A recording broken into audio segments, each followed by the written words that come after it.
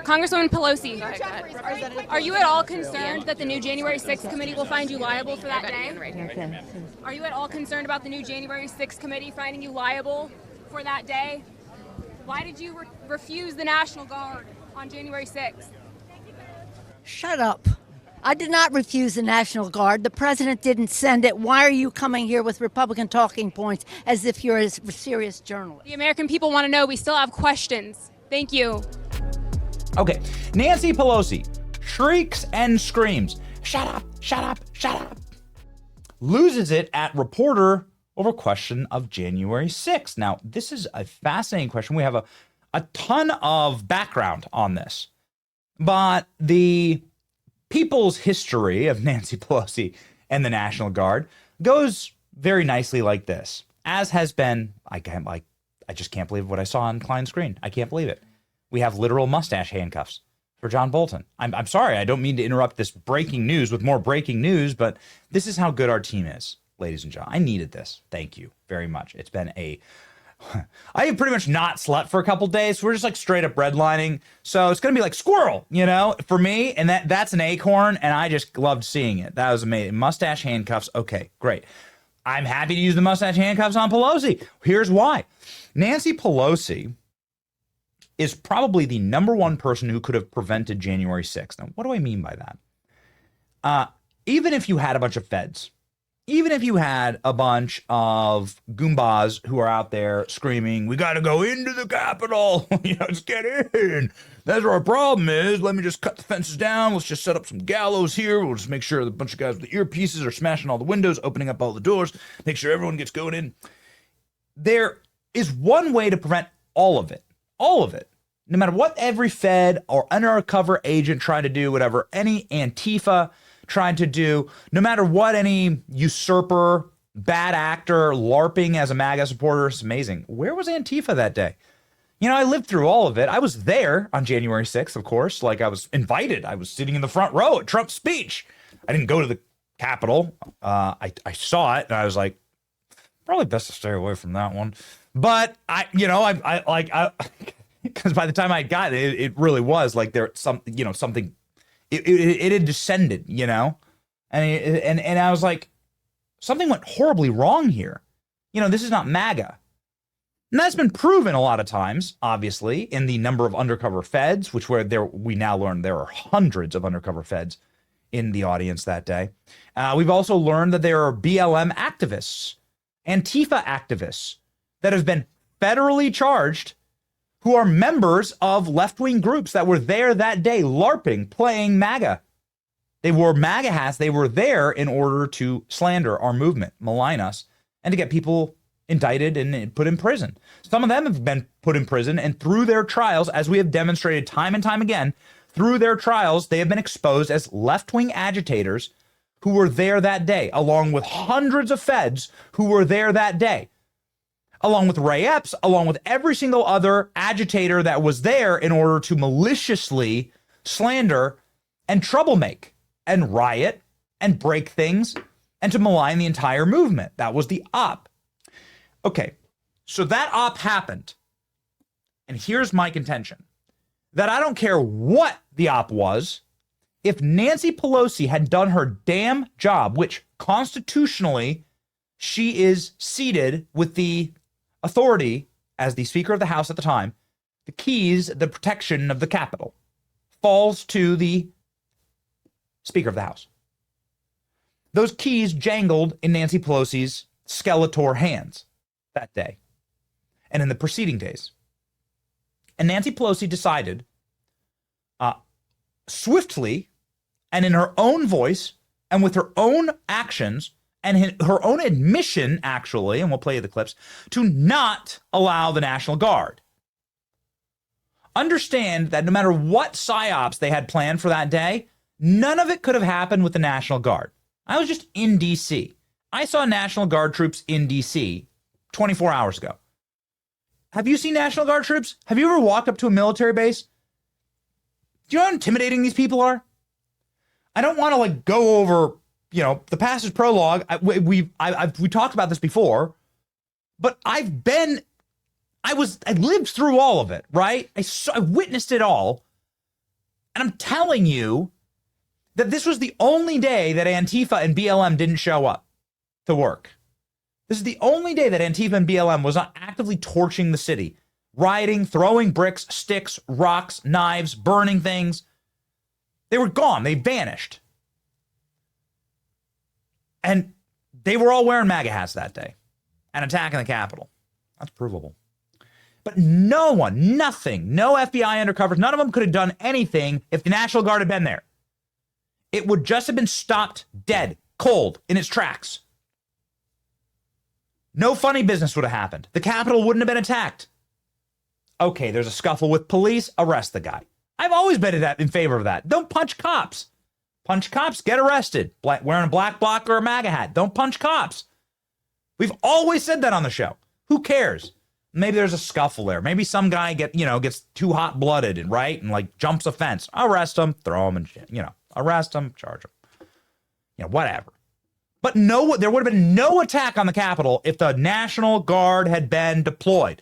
Nancy Pelosi did not deploy the National Guard. Nancy Pelosi has admitted this. Alex, where's the clip?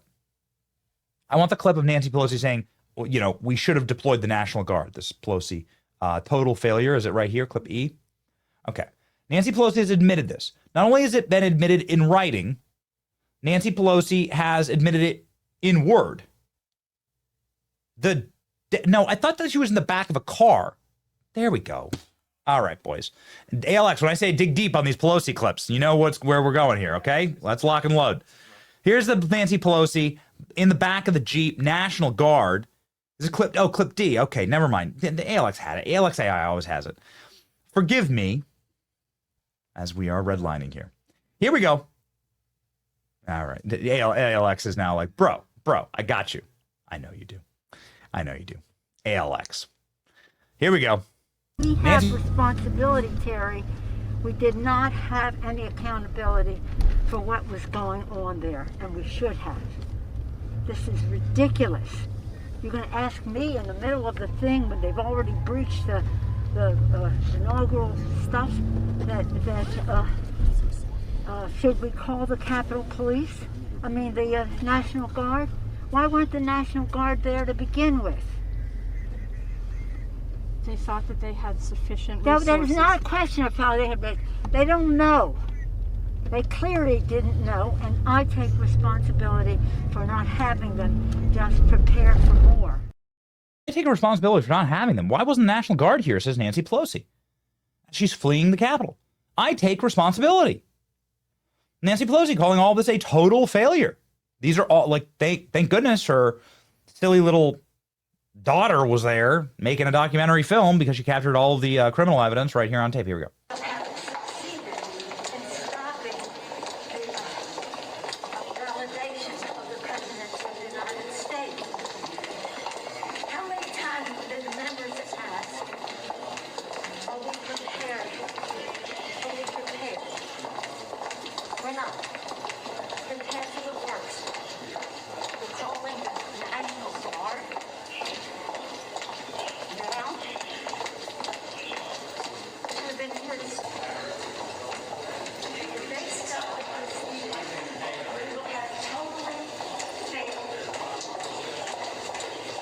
All right, back. You can barely hear that. Next time we should probably caption something like this. It's extremely hard to hear.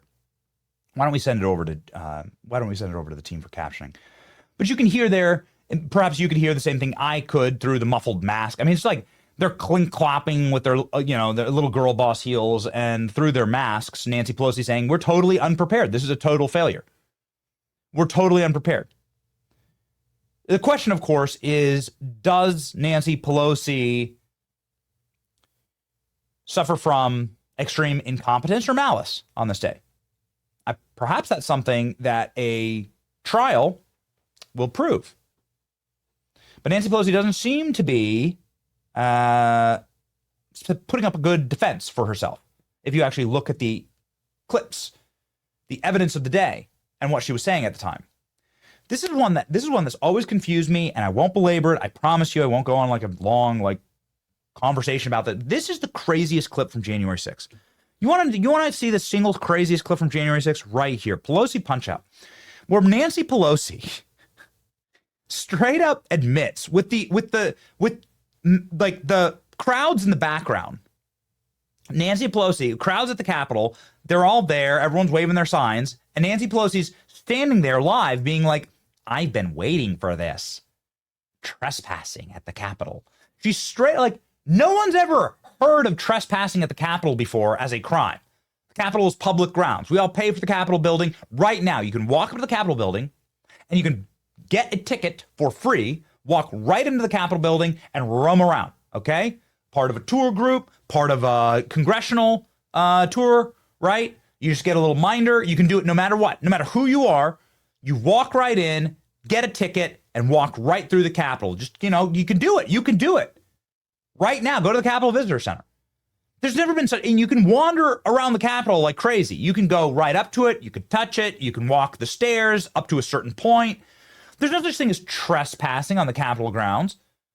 What the hell is she talking about here? Here's Nancy Pelosi straight up signaling what they're going to charge thousands of January 6ers with, trespassing at the U.S. Capitol while January 6th is going on. It's the single most damning piece of evidence I've ever seen that all of this was a premeditated setup. Go. Secret Service said they have dissuaded him from coming to Capitol Hill. They told him they don't have the resources to protect him here. So at the moment he is not coming, but that could change. Oh, he comes, I'm going to punch him out. This is my wow, moment. I would pay to see I've that. been waiting for this, for trespassing on the Capitol grounds. I'm going to punch him out, and I'm going to go to jail, and I'm going to be happy. Oh, wow. Pelosi said she's going to punch President Trump. That's not the headline. Stop focusing on that. That's stupid. Focus on the real headline. The real headline is that Nancy Pelosi says, with January 6th going on in the background, I've been waiting for this, trespassing on the Capitol grounds. It defies all explanation. No such thing as that. Nancy Pelosi had something cooking, right?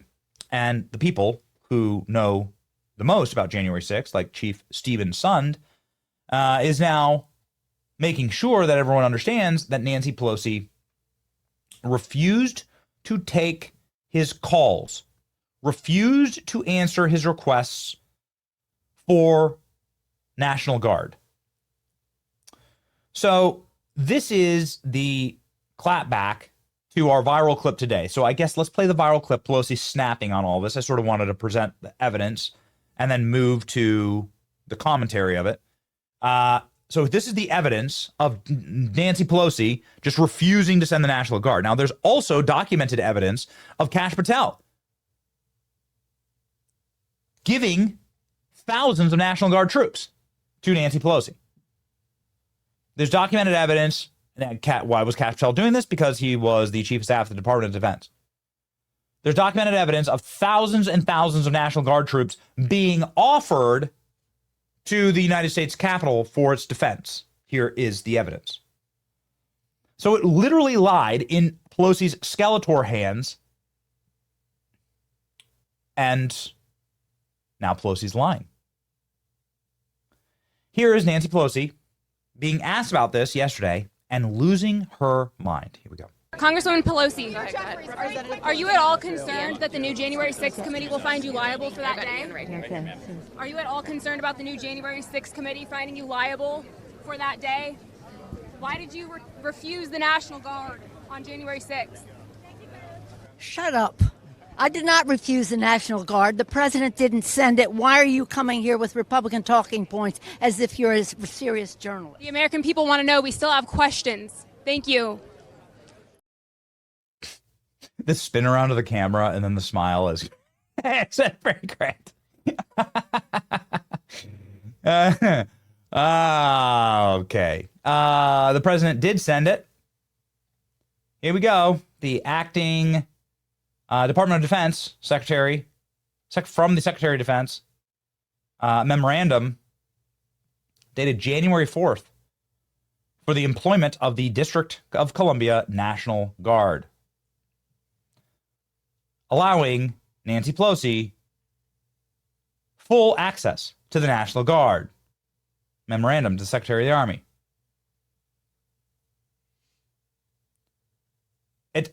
It's an obscene lie.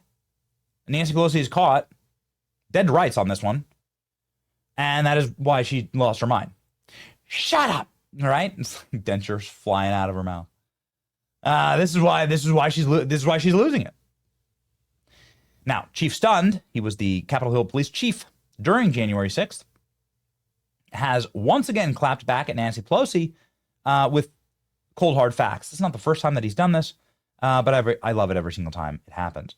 Ma'am, let me refresh your memory. It was your sergeant at arms who repeatedly denied my multiple requests for National Guard assistance before and on January 6th.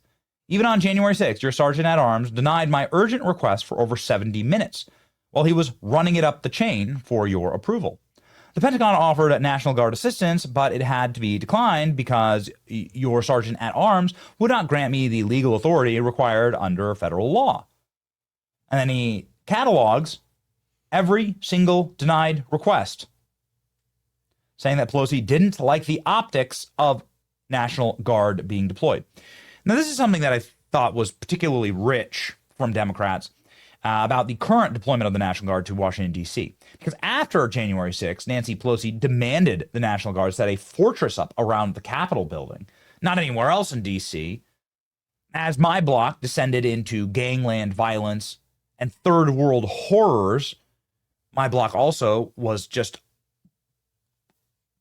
probably 2 or 3 blocks away from where the National Guard, where the Army Armory is in D.C. So that's where all the National Guard were staying.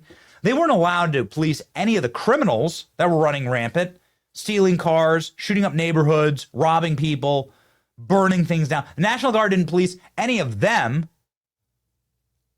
D.C. natives and gang members were able to come into D.C. and rape, murder, and pillage with immunity as the National Guard just watched.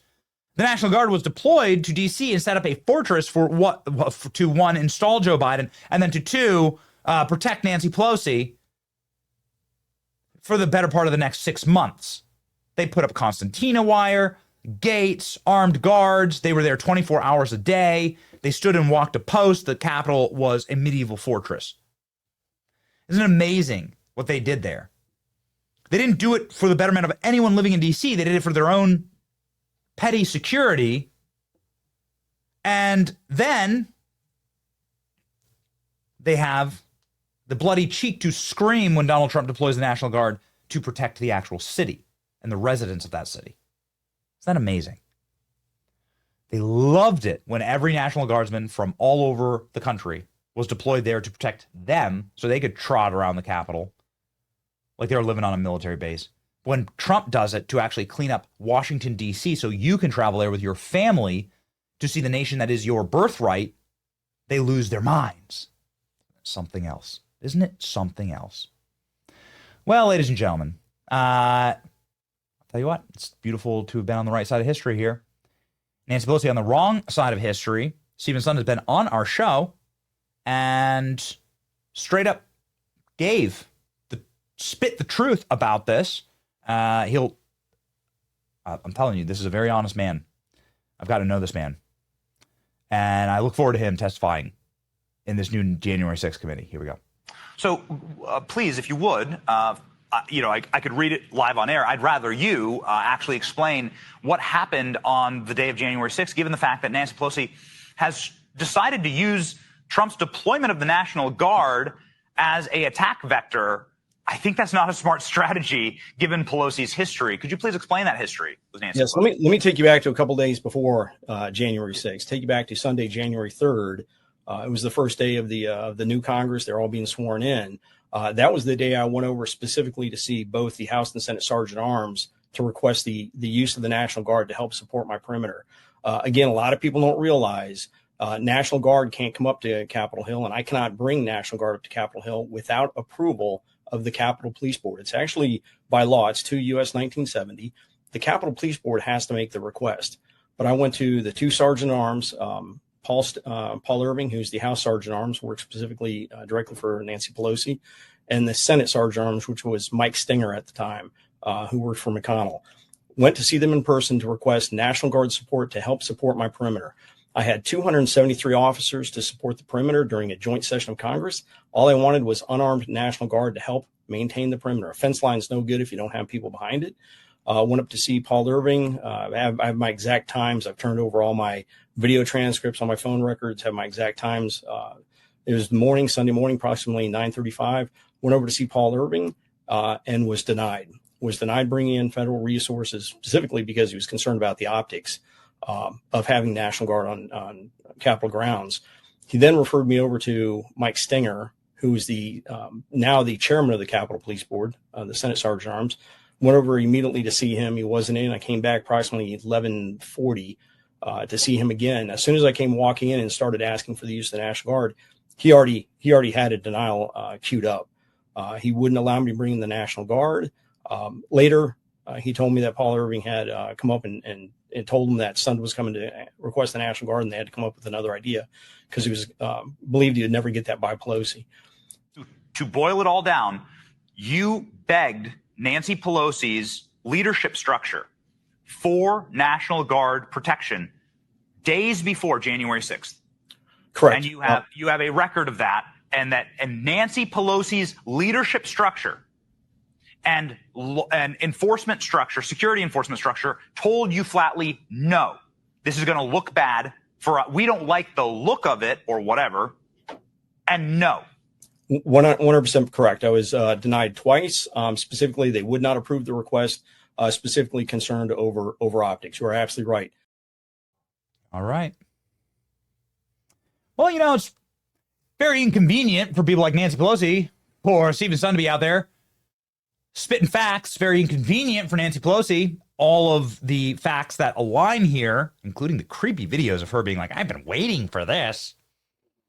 President Trump putting up on Truth Social, the Biden FBI placed hundreds of agents in the crowd during January 6th.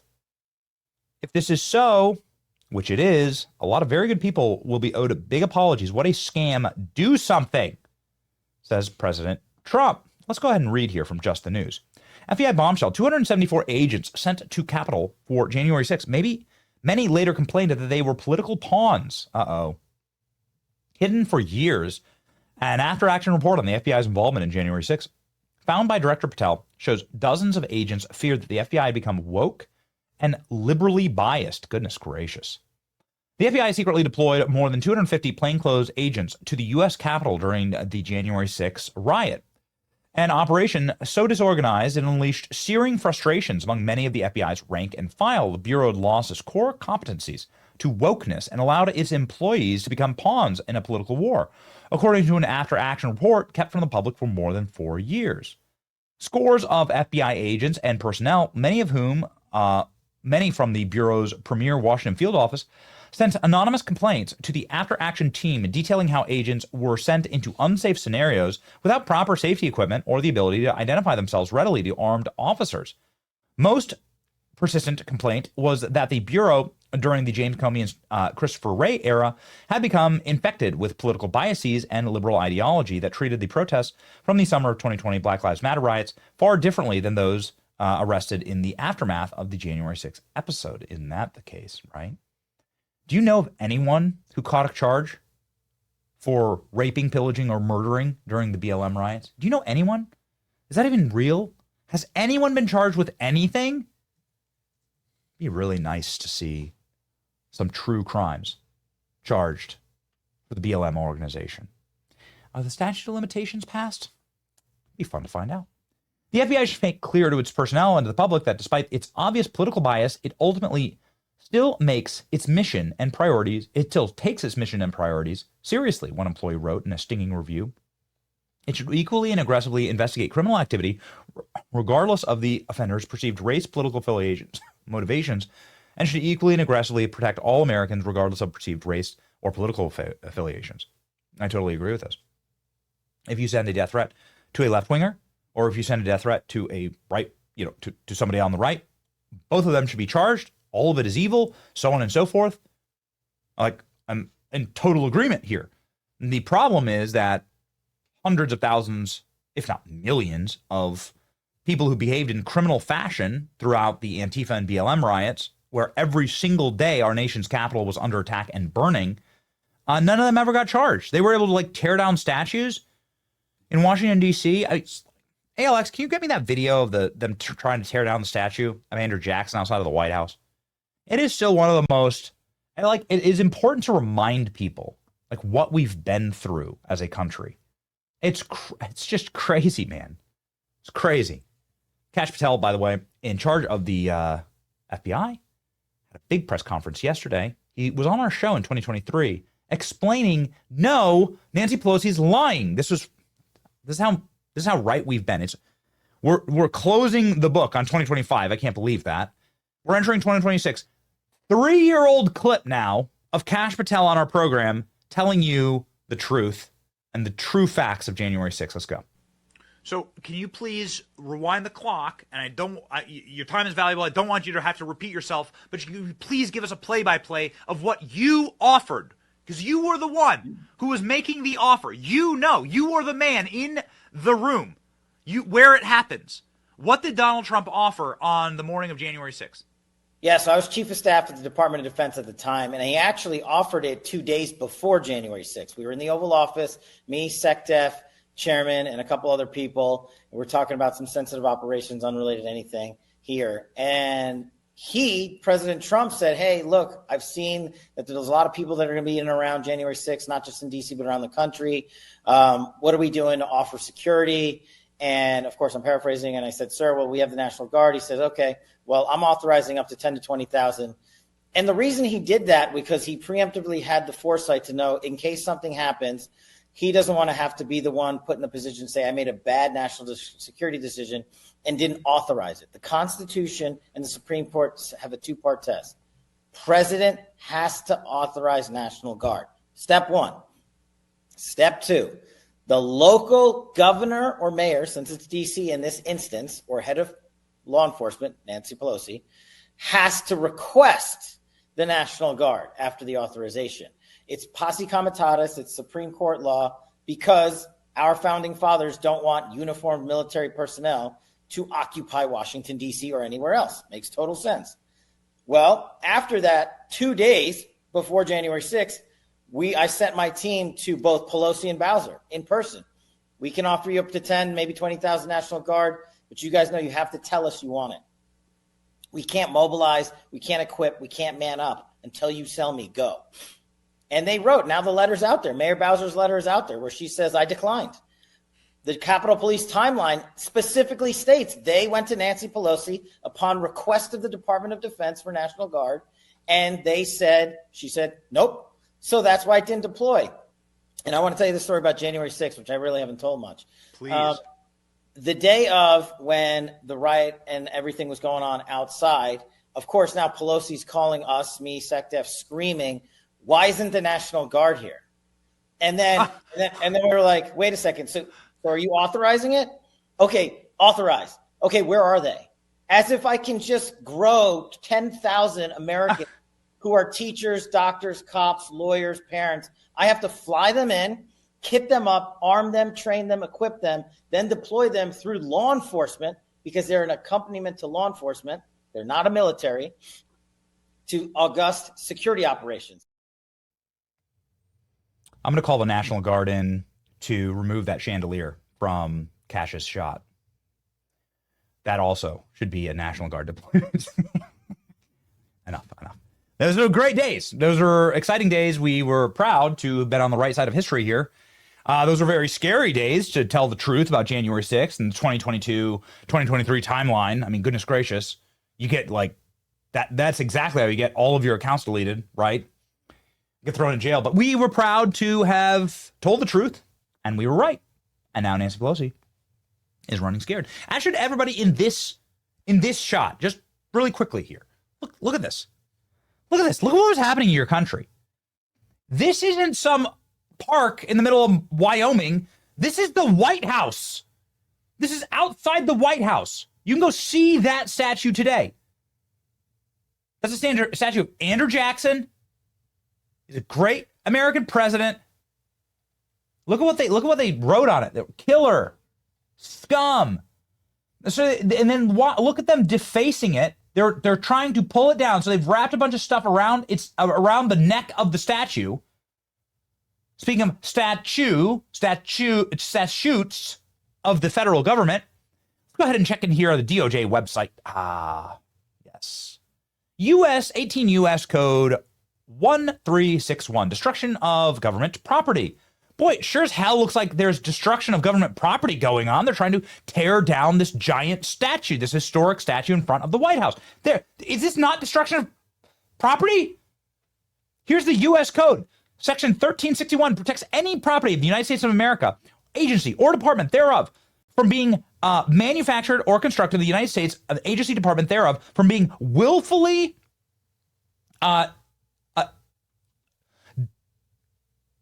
depredation.